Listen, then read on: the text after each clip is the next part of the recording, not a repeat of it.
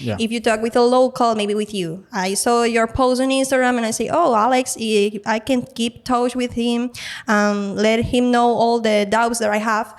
And you say, okay, the exchange currency is like this, and you don't have to go to this place. And if you stay in Cuba, you shouldn't do this. It's the best way because the local knows, the local lives in the place, lives in the country. So the best advices bring from the locals. And it's very easy to go to Instagram, for example. Exactly. You go to hashtags, you go Cuba or travel to Cuba. You're going to see people visiting Cuba or they have visited Cuba recently.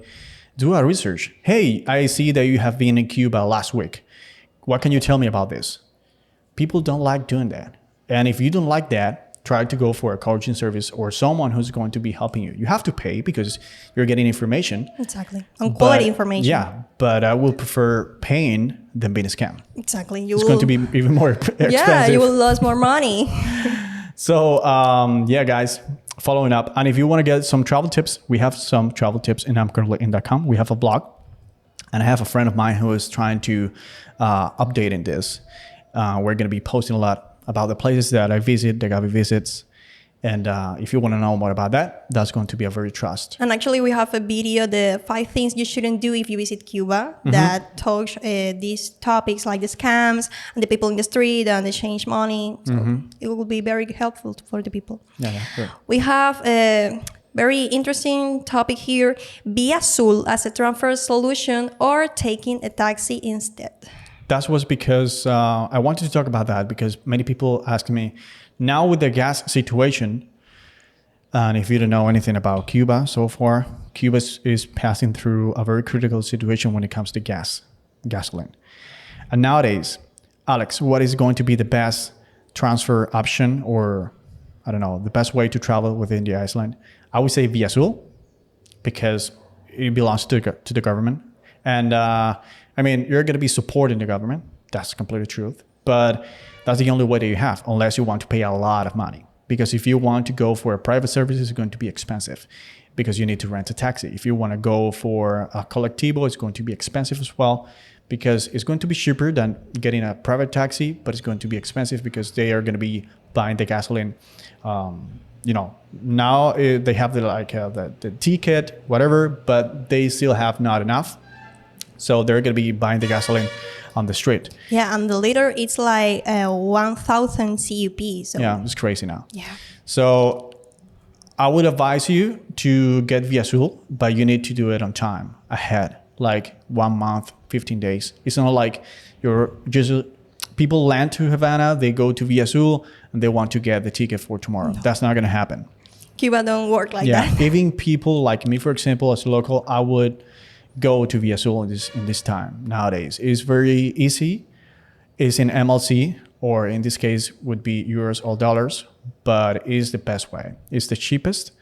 And that's if you want to save some money. If you come here and you want to rent a taxi, that's and up to you. I heard about that you have to make the reservation if you are outside of the country. I don't know.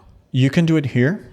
When I went to Cayo Coco, I did it from Canada, from a friend of mine. But you can go to the bus station, which is in Novedad, I think. That's what is the avenue? That's Boyero, I think. Yeah. So you can get there and you can say, hey, I want to go to whatever is the city that you want to go. They're going to tell you the price and you can pay. Oh. Yeah. But you need to pay again in MLC or any other international currencies. Okay. So, but in this case, you need to do it in time. That's why I would recommend you to do that. Yeah, it's the same with the accommodations. For example, if you first came here to Havana and then you want to go to Viñales, for example, or Trinidad, you have to make the Airbnb reservation, the TripAdvisor reservation before traveling to Cuba, because when you are here, you can do all the payments, or you can even enter in Airbnb to make the reservation. So you have to be very careful with this and plan ahead and have everything in mind. And now that you talked about the Airbnb, I want to have like a point here. I had a couple of clients. Yeah. They came from Utah. And Mark, if you're listening or watching this is for you, my friend. He came and he was an Airbnb. He saw a very nice place. It was actually nearby here.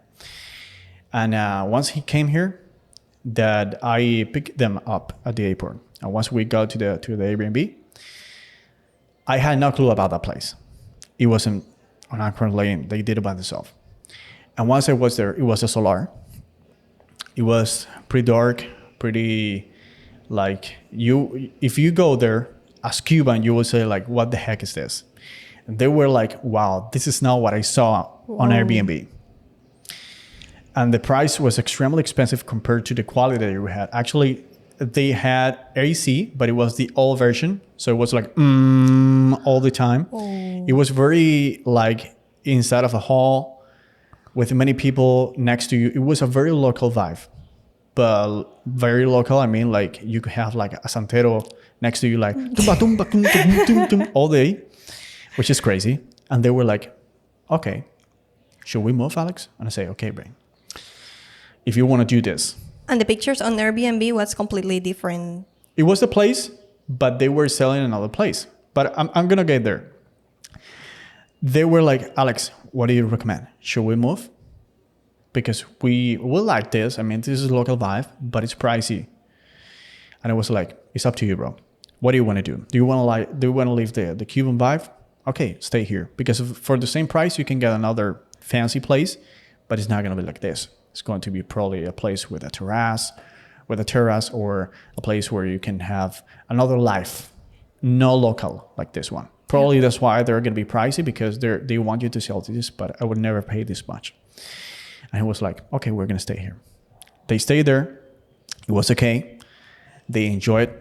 But the point is, when you look for Airbnb, like we did when we went to Canasy, I was looking at the pictures, but at the same time, we were talking to the host. Hey, send me the actual pictures. And actually, once they sent us the pictures, it was not the same. No. Once we got there, they were not... like the swimming pool in the there outside. Was no pool. There was no fancy place. It was all destroyed. And it was super complicated. So tell the host, this is a great advice. Tell the host, send me a current photo of the place. Like right now. Are you there? Yes. Send me a photo right now with you in front of the place. I want to know that photo is recent. Like the burial. Yeah. I don't want to be scammed. Please. I have like had this situation before. Please send me the photos, because people are going to be trying to sell you the best. Yeah. Which is obvious. But at the end, they're going to be hurting like their business, because if I go there and I haven't see a place that I was sold, is very difficult for me to give you a review or whatever. I'm going to say, hey, this is not the place that I saw on Airbnb.